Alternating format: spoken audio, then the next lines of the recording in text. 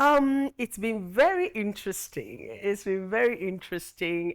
It was one of the conversations that I had with my parents before I got married. Oh, Because one really? of the things they did say was that you're not going to have steady income. The two of you Are creatives. are And you know creatives, how volatile it can Yeah, be. no, I didn't believe them that it was that volatile because when we both got married, we were both working, we were going from one Back set to to back. back to So back. would you say you don't really believe in that 9 to 5 notion?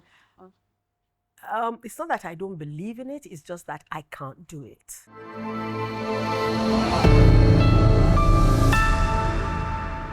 The lesson you don't teach him, life will teach him, and life's lessons are bitter. If, like me, you know this quote, then you definitely have been a fan of our guest today. This quote was said in the 1998 movie The Secret Laughter of Women by the cast Nene, who was played by one of the finest actors in Nollywood. With over 34 years of experience, I think about 40 actually, a successful businesswoman, a director, a mega philanthropist, and was even recognized as a member of the Order of the Federal Republic of Nigeria. Ladies and gentlemen, welcome to another episode of Invested, where we explore the intersection between finance and the entertainment industry. I am Hauwa, and I would like you to join me in welcoming the Joke Silva. Thank you so much, Hauwa. Very lovely introduction. Thank you. Hi, how are you doing today? I'm good. I'm good. First of all, before you answer that, I have to say this. It's a huge, huge privilege to have grown-ups to see you inspire me on TV and then see you in person here. I told my mom the next guest was Joke Silva and she was startled. Oh, wow. So I can't wait to tell her more about this interview. Thank you so much. Thank you. How have you stayed relevant? Well, I guess with each season, you kind of find that there's a need to reinvent yourself so that you're kind of relevant to your audience. And I also find that sometimes the work that you tend to do helps to make one relevant. I'll give you an example. There's a TV series, a game show that we shot earlier in the year. It's airing at the moment, and it's called Husband Material. I can't wait to see. Honestly. I remember Battleground. You did so well, back in 2017. See, yes, but this one is very recent. It started airing this year. And, I'm working with younger people. Yeah. I mentioned one of them earlier, Hauwa. Yes, my namesake. Yeah, exactly. But hers is Hauwa, not Hauwa. Oh, okay. Hers is Hauwa, Magaji. And then Uriel. And, so you have these, you have younger people that one is working with. And, when you're on set with people, generally younger, older, middle-aged, you all tend to rub minds, so that kind of helps you. Yes. Inspires you to do something more. Yes. Keeps you going. Yes. But what would you say has been the most financial challenge for you during this time? Because of the nature of the work that I do, as a performer, you're either performing on stage, on television, or on screen. Now, let me go further back. I'm classically trained, so which means that, and I trained in theatre. Yes. I did a bit of. I remember in the UK back then. Yes, in the UK, and and then we did a bit of screen training as well. But basically, my training was for the theatre. Now, I do not have the luxury of saying that, oh, I'm only a stage actor. I don't do screen. I'll starve. Do you get? Yeah. And then and so there's that. So but because of the nature of the work, it's kind of projectized. All right. Okay. So it's project. So it's not as if you have a 9 to 5 a steady income. No, you don't. It's projectized. And so one of the things I learned in the early years was, first of all, I had to focus on one area of my expression, of my creative expression, which was acting. So focused on that for all the platforms then, which was theater, television, more of television than film at the time. Yeah. Television and radio. So I focused on all three. However, I also realized, let's say probably about 5 years into my career that there would be a need to go into production because To just diversify your to income base. exactly That's very important in diversify. finance as well. I think also it was also to create work for oneself because there were people who saw one as a muse and would write for me, but then there were other people who were like they didn't know what to do with me. Oh, So, really? yes. So you had peak periods and then down periods, so yes, you had to fill in that time. exactly. That's Yes. quite interesting. Thank though. you. Thank I you. mean, throughout the years, you've worn so many hats in the industry. Most of us know you in front of the camera. However, you were the first ever MD of Yes. Malete Film Village in Ilorin. Yes. You're also a founder of Lufodo Academy of Performing Arts. So how do you manage all this? Well, you by God's grace. And you pray that you don't drop the ball. But I think the beautiful thing about it was that with Molete Film Village, I was the MD for 7 years. I was the first MD for 7 years. And what it was that I was headhunted for the position. Oh, and really? I was like a bit, even though it was something that I've always wanted to do, and I think that was why I was headhunted. Some members of the board knew The interest that you had. yes, the interest I had in wanting to build something like that. And the Molete Film Village was supposed to be of an ecosystem that would house not only the production studios, which we call sound stages, where you build sets and you do your productions, but also to have a school of to teach the various younger aspects ones coming up, of screen production. For that, I had to kind of wrap up what I was doing, which was the Lufodo group, which we founded in 1985. Oh, that's a long time. Yes, and that comprised of the Lufodo Productions, content creation, Lufodo Academy of Performing Arts, which was the school, Lufodo Distribution, which was the distribution arm of the business. So that then had to be kind of handed over to younger people that I was working with at the time to go and focus on the film village in Kwara State. Oh, Ilorin. So in Ilorin, yes, so, yes. So that that was kind of how I was able to do it at that time. Yes. So in all this experience, what would you say is more financially rewarding, being in front of the camera or behind it? In front of the camera, if you at the moment, is not as lucrative as it should be. Yeah. Because we need to unlock more potential. More potentials in all the areas, actually, be it for screen or for theater. I mean, theater is the least financially rewarding. It's not so common in the Nigerian industry. It's not, but it could be. And a thriving theater industry will help the other industries as well, the film or the music or whatever. Now, behind the camera also, again, that could be more financially rewarding. We need to unlock television. We haven't unlocked television properly. In other parts of the world, television is very, very lucrative, all right? And so we need to unlock that a bit more in our space. And with advertisers need to pay more. Yeah. For the seconds of advertising. And so if we could unlock those, then both sides would be equally rewarding. Yes. So following up on all your work, I know you love all of them. Yes, I Your do. Lufodo Academy presented 3 full-length plays at the Summer Olympic. I think it was back in 2012. Yes. So we would like to know, what do you think is the role of exporting performing arts and how it contributes to the economy? First of all, your people earn foreign exchange. That's a good one. With what dollar is doing now. It's a really good one. Yes, and what we did then and what we should continue to do is to use our performing arts as a launching pad for business discussions. Oh, wow. That's a new Yes, one. that's exactly, but that's what we did in 2012.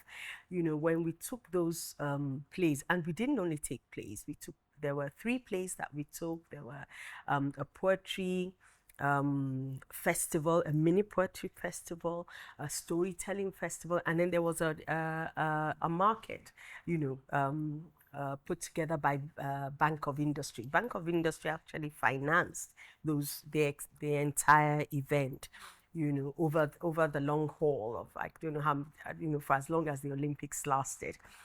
And so what that did was that there was a coming together of various businesses, people who wanted to do business with Nigeria, but coming to find out about Nigeria without coming to To Nigeria. Nigeria. So you showcase Yes, that talent there. exactly. You showcase a part of Nigeria that people don't always tend to see, and so it's soft landing. It's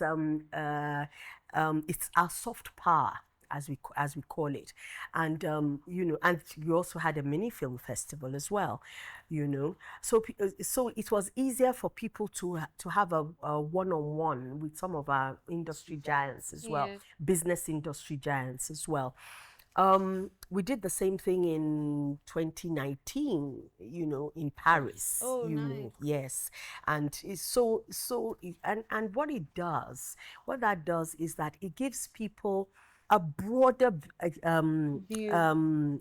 view of who you are as a people, because a lot of people, it's what they read on social They media, don't in really know the the full thing. So things. unless they see that. Exactly. So they see different facets of the people that And they. we're so culturally diverse. So it's Mm-hmm, something new to them. exactly. And that was something that we showed at the film festival, because we had films from the north, we had films from the south, from the from across the country, and there were conversations as well.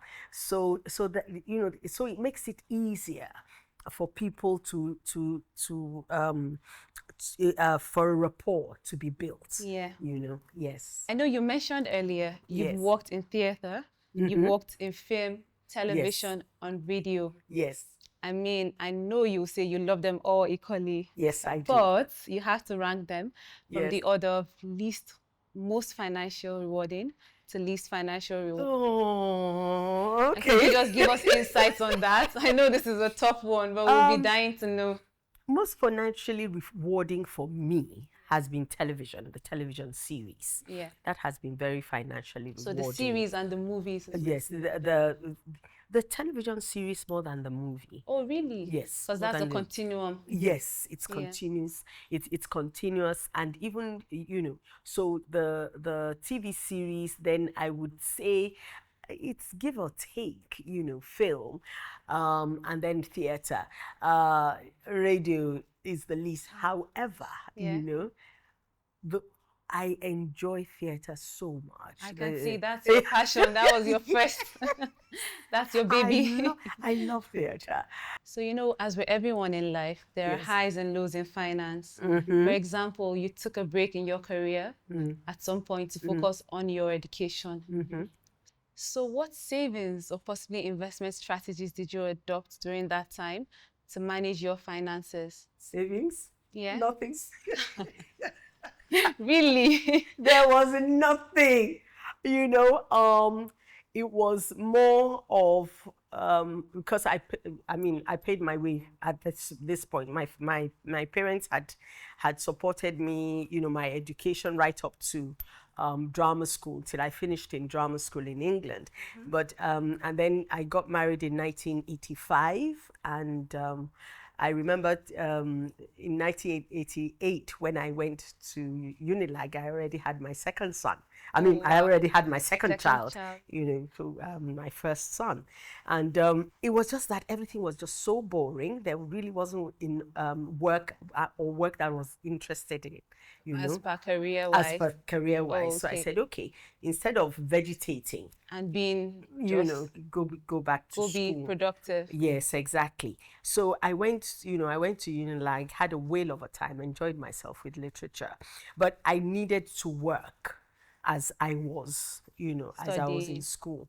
So I did quite a lot of television work with a lot of interviewing and a lot of radio work as well at that time. But when it comes to investments, over the years, to be honest with you, I was blessed with the parents that I had. Yeah. My late dad, Chief Emmanuel Afolabi Silva, Bobajiro of Lagos, was very into shares. Oh, really? Yes, he was very much into shares and real estate. Those are No, very good investments. exactly, Long-term long-term, investors. exactly. And so was my late mother, Dr. Mrs. Abimbola Silva, OON, And so from them, they modeled for me. It wasn't so much that they spoke to me about it, But but you they grew modeled up watching that, and then yes. subconsciously.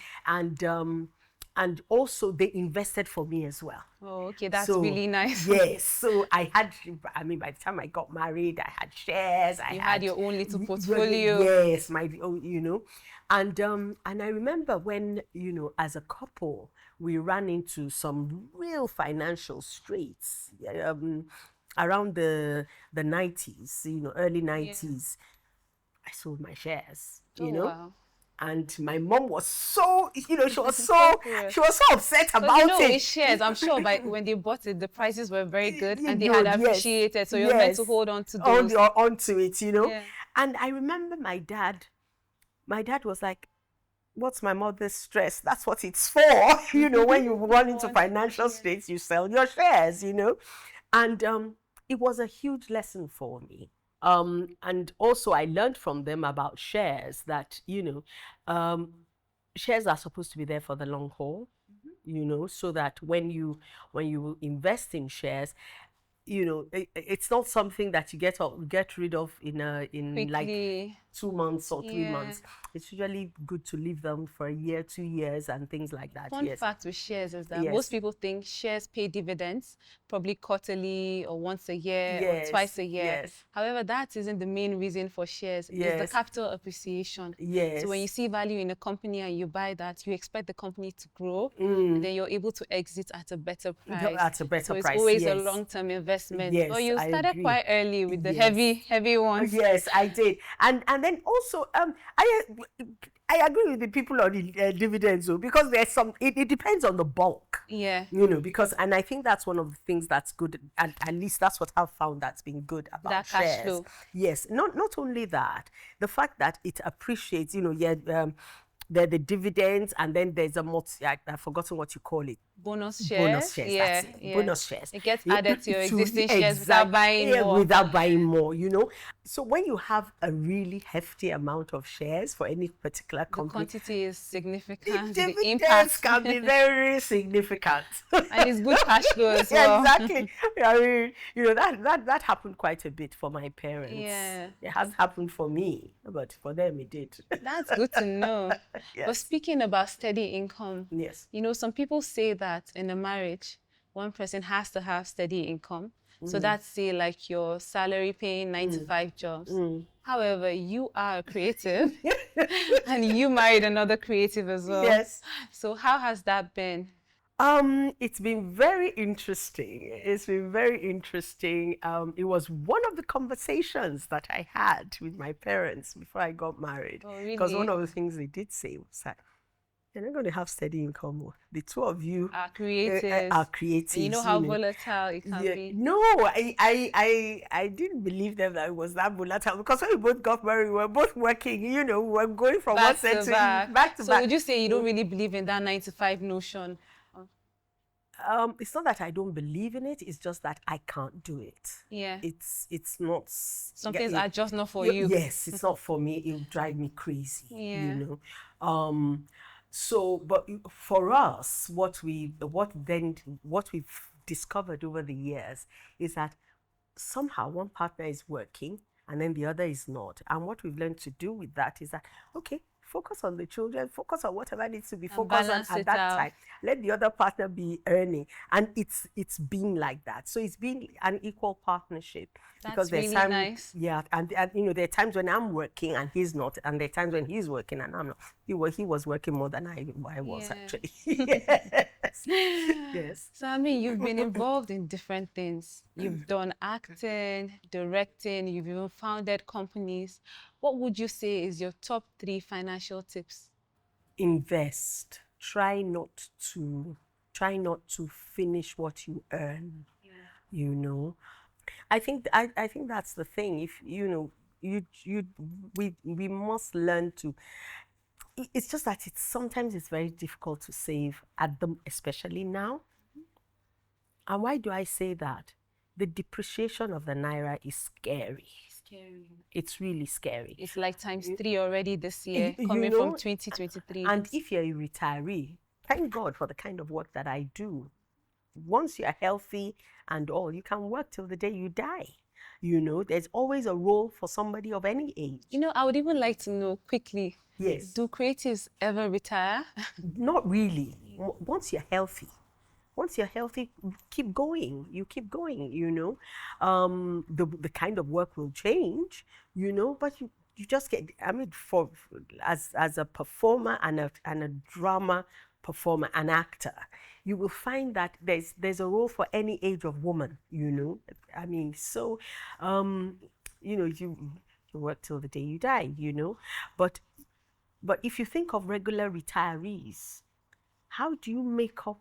You've saved, How do you make up But that for devaluation that impact devaluation? is crazy. It's crazy. It's heart-wrenching. So even when you look at inflation and then you try to invest to beat inflation, most people go for real estate because that's the only top one that always beats inflation. So that should be something. But it comes with its risk as well. It can be high risk. Why? Why do you say that? Well, sometimes when you try to divest and sell off the real estate, the Yes. value might not be as what you get, and it depends on the market. But on average, more often than not, it's better to invest in real estate for inflation. Yeah. But everything has its ups and downs. But I think it's very rare in Nigeria. Yes. We're different. We're special. We're a special It's case. very rare in Nigeria. It's always appreciated. It's always appreciated. Lagos. The rate that rent increases every year. Exactly. Crazy. It's very rare. Landlords are probably cashing now. So, yes. I mean, you've seen it all. I could even say you've done it all in the industry. Okay. I'd like to know what financial, I'm sure you've heard financial again today. What financial advice would you give others in the industry? I guess it's what I said earlier, that, find things to invest in that doesn't take all your income. Yeah. That's number one. For some of us, and to be honest with you, a lot of people do that in my industry. Oh, wow. There's some people who are way better invested than someone like myself. You'll find that, you see a lot of people, you see them as actors, performers. If you know the kind of equipment that they have, for production, they're very invested in production. They've, and again, and then, I know some of my colleagues who are into farming. Farming is very lucrative. Very lucrative. So underrated, but very lucrative. Yeah, I know some of my colleagues, they're heavily invested in farming. You would never know, and it's to diversify one's portfolio. Yes. Not just your creative side. Look at some things to back it up. That's a really good one. Thank you. So speaking about the industry, we've come a long way from what Nollywood used to be. I mean, especially regarding the quality of the movies produced today. What are your thoughts about the financial sustainability of the industry, and how do you believe it can be improved? We need to get our guilds a bit more focused on making sure that we are protective of the industry. What do I mean by that? I'm finding our audience base is quite large, in the sense that Nigerian films are not watched only by Nigerians in Nigeria. It's global. I mean, you see it all over Netflix. We have a whole section for Nollywood. Exactly. And, so it's continent-wide. We tend to provide like 80% of the content for the rest of the continent.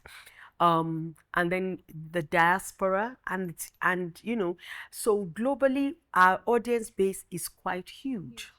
Now, how come our region gets the least? Now what's if I'll just throw some figures out there. They're not the actual figures, Just but estimate. it gives you an idea of the kind of ratio that I'm talking about. Okay. Now, why would you give a Nigerian Netflix original, let's say $10,000, all right, and then you will give a South African original $1 million. Wow. You That's will just give 10. That's exactly. like 1%. You will give uh what's this current one now? Probably another region that really doesn't make as many films as we, and who doesn't have the kind of audience base that we have. You will give them like $2 million. All right. What's the problem? Why can we not attract, especially when we have that kind of audience base? The first question is, we need to look inwards. What are we not doing right? Yeah. And then also our guilds there needs to be policy that protects us. Again, this is just me. I also believe that Nigeria needs to be in charge of its media. I totally agree. Do Because you we have so understand? much potential there. Yes. Could And really help the so economy. there's, we thank God for Rock TV, but we need more to compete with the Netflixes, to compete with the Amazons. So I think that would go a long way in helping our sector. Now, the other sector, now for theater to thrive in Nigeria, whether we like it or not, it's grants. So we need investors. We need we're not looking at patient capital in the sense of equity. No. For theater productions, it's grants. Yeah. I must say that the government is looking at patient capital for the entire industry, for the entire creative economy, which is very important for us because we are not like traders. You cannot give us a facility and expect to get your returns in 1 year. Quickly, in 1 year, it won't happen. It takes about 5 years to get the full returns on any project within the creative economy. So there's a need for patient capital, and the government, I must say, is working on that, but there's also a place for grants, and the grants come in the areas of training and production. The longest running production that we've had in Nigeria is Hear Word by Ifeoma Fafunwa. Oh, really? It's going into its 10th year this year. It's 10 years this year that we've been performing Hear Word around the world. But then it's each time, because it's not running, every single week throughout the year. What happens is that every time it comes up, it's like starting all over again. It's like looking for the fun. It's too much work. Yeah. It's too much work, and it's not only time consuming, it's emotionally consuming as well. It can be draining, definitely. Very draining. When you feel like you're going back to square one. Exactly. Whereas if so we need to get to that point where we're running shows, a show, steady basis. Yes. So that people, you just come in, oh, I hear so it's on, Heartbeat is on. I'd like to see Heartbeat. Hear Word is on. Where's Hear Word showing? I want to catch Hear Word. But now we're seasonal. Christmas, Easter, holiday, a particular holiday, public holiday. No. It's not going to thrive that way. Yeah. Well, speaking of thriving, yes, and your other passions, yes, you're a very strong advocate of women empowerment. Yes. With several outreaches, yes, to help tackle social issues for them. Mm-hmm. I mean, even your recent hit movie, about the life of Fumilayo Ransom Yes, by Kuti. Bolale Austin Peters. Yeah, Yes. by the way, congrats on the success of that. Thank you. Thank That you. just goes to show your commitment to this industry. Thank you. So, what would you say is the best way for women to navigate their careers in the Nollywood of today? First and foremost is to acquire the skills that are necessary for whichever area of the industry you're in. If you're an actor, get trained properly as an actor. Proper training that you know, where if you're a gaffer, if you're a camera person, if you're, you know, get proper training, all right, so that you are not at the mercy of people who really don't know what they're doing, all right, and they're just making you do what they think You should be do. doing. Yeah. That's number one. Number two, take advantage of some of the many products that several institutions have created specifically for women.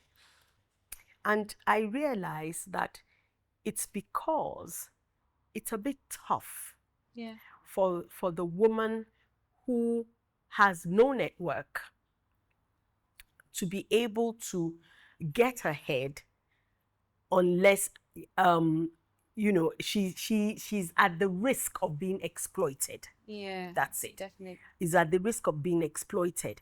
And so, very important, get, you know, get involved in a network. Get a network going. You know, Build awareness for yourself. Awareness, and get mentored. Get, you know, there's a young mentee of mine who's like, she's my daughter. Everybody calls her my daughter in the industry. Really? Everybody knows her, that's my daughter in the industry. And I think she had like about 7, 8 mentors, each mentor for something specific. Oh wow, that's dedication. Yes, you know. So she had so many, and you know, her career is a career to be envied. You know, where she is now, you can see the potential. You can see the work she put in. The work she put in. The investment she did in herself. The investment she's put in herself, and you can see that it's already beginning to pay off. Do you understand? So you know, so I think that's important. Get involved, get mentored, get a network, and attend different kinds of programs, you know, because that's where you build your network as well. And then, you know, when you get work, okay, for instance, as a performer, all right, now we all tend to think that, okay, because I'm in front of the camera, I don't get to know who is behind the camera. That's professional death. You need to know those, we call them the crew in the industry. Get to know your crew. Get to know who's, you know, who is handling continuity. Get to know who is behind the camera. Get to know who is handling the lights.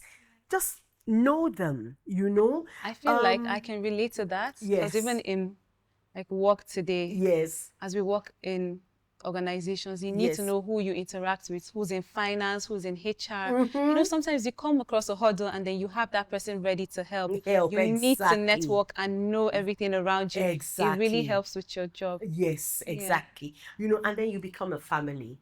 And then because you know everyone. It helps with the culture, the harmony. And even your work.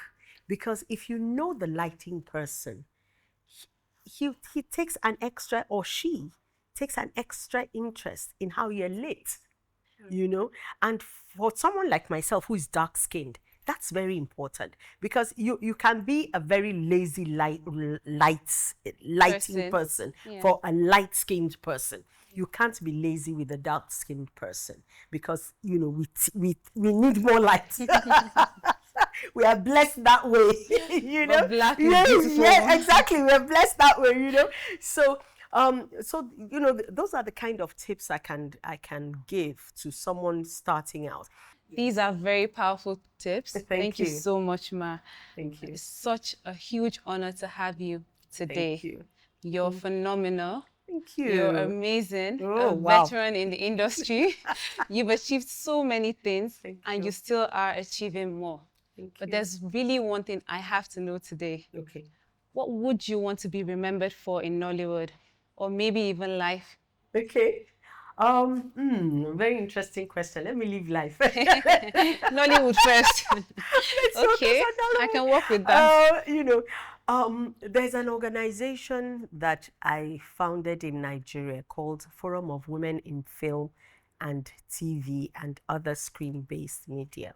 Yeah. Now, founded in Nigeria, and I'm very specific about saying that because it's an affiliate of Women in Film and TV International. Oh, okay. It's an international organization that is 10,000 women strong, and it's for women in film and TV because there's a confluence. Yeah, there's a connection. Yes, of they go us, hand in hand. exactly, and and other screen-based media, because whether we like it or not, there's YouTube and there are all kinds of media that's being created now.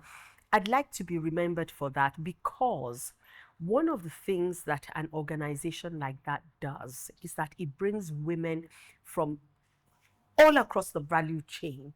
So you, the performer, will be in the same room with the costumer, will be in the same room with the woman behind the camera, the camera woman, the lighter, the writer. Just all the aspects of the creative industry together. All the distributor, all of you coming together at some point and just sharing experiences.